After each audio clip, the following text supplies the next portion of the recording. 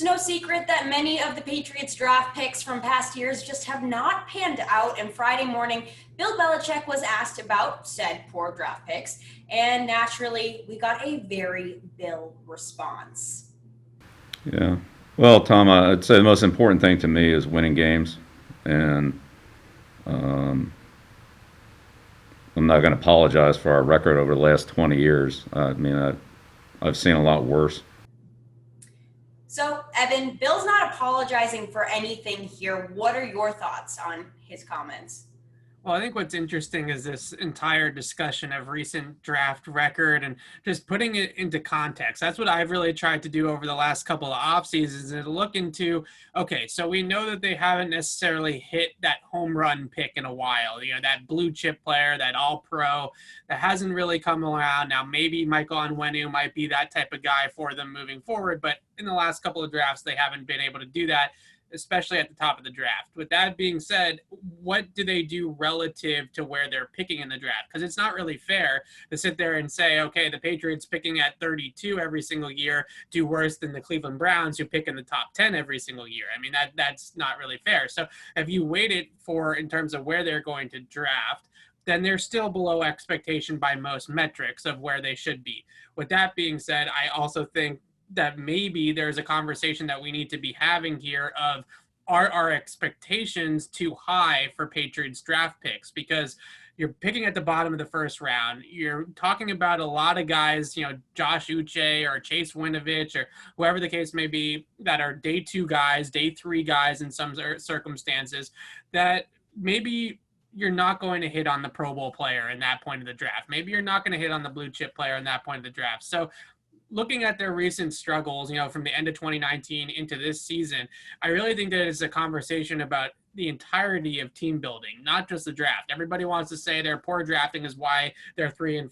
It's a confluence of things. It's not just the poor drafting, because if you were expecting them to replace Tom Brady and Rob Gronkowski and Dante Hightower and Kyle Van Noy and Jamie Collins and Daron Harmon and all this talent just by picking guys in the last 2 or 3 drafts, then I got a bridge to sell you, because that clearly was not going to happen. So it's trade acquisition, it's free agency, it's the draft, it's all avenues, and they've struck out in a lot of different ways in that respect. So I'm not trying to say that they haven't trying to make this sound better than it is, but I think that it's important to say, okay, it can't just be all on the drafting to replace those guys, because those guys that's filling some giant shoes, and a second round pick like Uche in his rookie season is probably not going to fill the shoes of Dante Hightower. Patriots Press Pass is brought to you by Manscaped.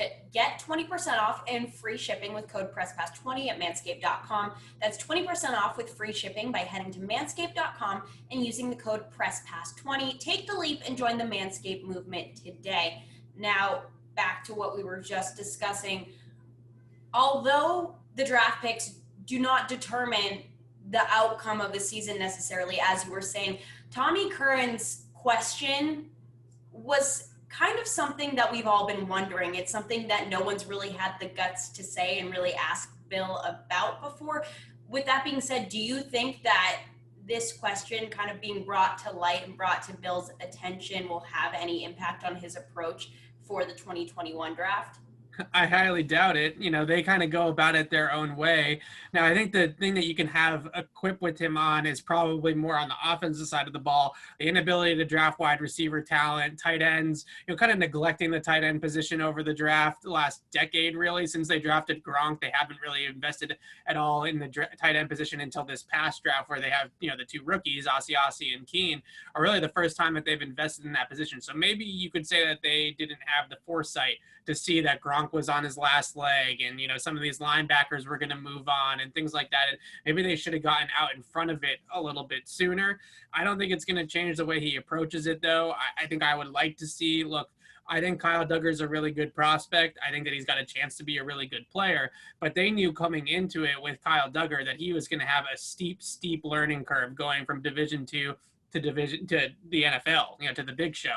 If you're going to have that sort of steep learning curve, then you better have veterans ahead of that guy that are going to produce at a high level so he can kind of wait in the wings.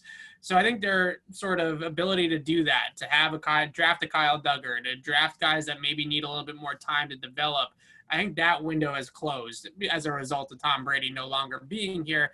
They don't necessarily have the luxury to do that anymore. So I think moving forward, they did do this, with the Michelle and Wynn draft. They talked about it a little bit with the N'Keal Harry pick, is going to Power 5 programs, big time college football, draft guys from Clemson and Bama and Ohio State and Georgia and all these big time schools. If you miss on those types of guys, then, that's just bad luck and that just happens. The draft is a crapshoot. But if you miss on a guy from Line or Rhine, then maybe we could have seen that coming a little bit more. So I don't think they have the luxury anymore to take those types of chances on lesser known players from lesser known programs. They need, big ticket type of guys. They need brand names. And I think that's where they probably will start looking a little bit more moving forward, I would hope. Hopefully. For all of our Patriots coverage, head to clnsmedia.com and subscribe to our YouTube channel over at Patriots Press Pass.